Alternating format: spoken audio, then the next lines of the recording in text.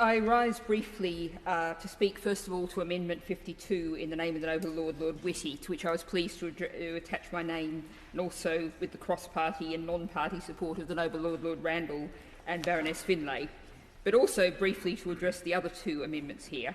And 1, 2, 3, your Lordship's House mightn't be surprised to know that my arguments around this might be slightly differently expressed, and I indeed might have drafted the amendment slightly differently. But nonetheless, the fact that we are still pumping lead out into our environment is absolutely disgraceful. We hear the phrase world leading a great deal. Denmark, as we've heard, banned lead shot for hunting 25 years ago. California did it last year. And if we look at around the world, it's taken an unconscionably long time, but we've just seen Algeria become the last country in the world to stop selling leaded petrol.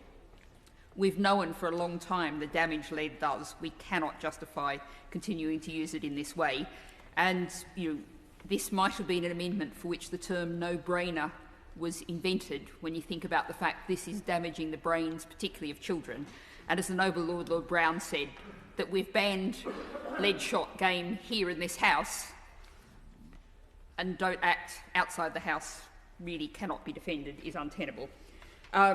Amendment 53 is looking at protecting nature from the toxic, disastrous chemicals that are pesticides. But I really want to focus on 52. And we've been debating for some time, and I want to come back to just very briefly highlight the powerful points made particularly by the Noble Lord, Lord Whitty and the Noble Lady Baroness Finlay. Many members of your Lordship's House, particularly those sitting opposite, will be able to picture the scene. An air-conditioned cab with air filtration, an operator equipped with a whole range of complex high-tech protective equipment, and a child playing in a garden right beside where the person in all that protective equipment is applying chemicals.